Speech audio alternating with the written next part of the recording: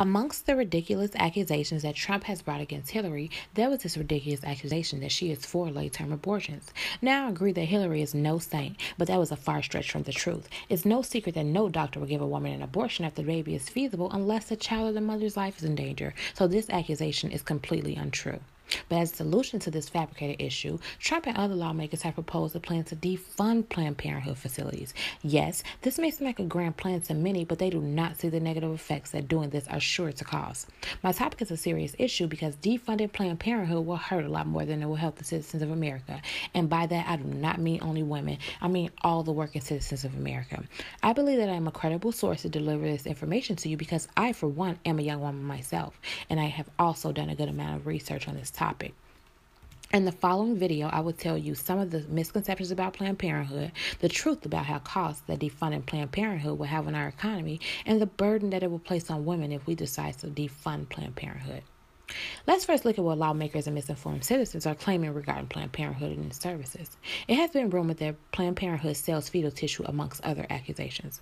Per Alex Altman, author with ThinkSmart.org, a Texas man claims to have a video evidence that fetal tissue was being sold by Planned Parenthood. This accusation is completely absurd because they are a nonprofit organization. What Planned Parenthood does is donate the fetal tissue for medical research. Disgusting, you say? Well, in case you do not know, research in fetal tissue allows medical professionals to develop vaccines that could possibly save lives, like yours, per Amanda Marco, author at altnet.org. It's also rumored that the organization is weighing heavily on the taxpayers' dollars. In my next point, I will prove to you that that is also false. Taxpayers' money is not fully funding Planned Parenthood, per author Amanda Marco. The Hyde Amendment of 1976 prevents federal money from funding abortions. Most women who receive abortions pay Planned Parenthood for the operation. This service is not free for Medicaid recipients.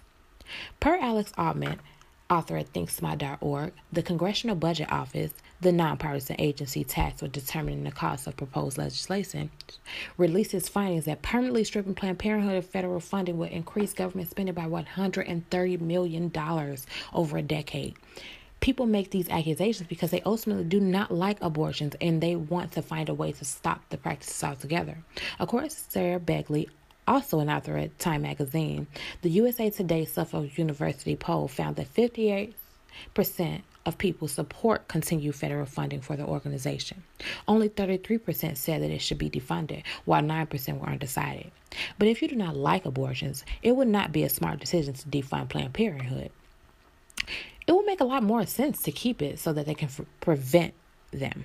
This is simply because the organization spends a great deal of their practice preventing pregnancies and giving out contraceptives.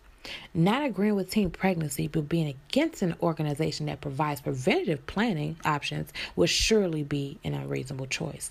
In my last point, I will explain to you why morally you should not vote to defund Planned Parenthood for the mother's and baby's sake. A study done by Diane Green Foster, a demographer at the University of California, showed that women are not able to receive abortions who were not able to receive abortions were 3 times more likely to fall into poverty. When laws are made to limit the choices that a woman has and strips the woman of her rights, the lawmakers do not consider the effects that they will have on women. Per Bryce Covert, economic policy editor, the standard rape, incest, or life endangerment exception to many abortion bans does not include an exception for a woman's health, which excludes all kinds of serious medical conditions as well as fetal anomalies. That means a doctor will have to let a sick patient get sicker and sicker until her life is literally and irrefutably in danger before allowing the doctor to perform a medically necessary abortion. Many pro-life organizations have tried to reach women and change their beliefs, but per Jeanne Ludlow, author of Love and Greatness Toward New Abortion Politics, they have failed to appeal to many women who have had abortions. The reason for this is simple. Most women do not decide to have abortions because they are, at that moment, exercising their rights. They have abortions because their lives are complicated.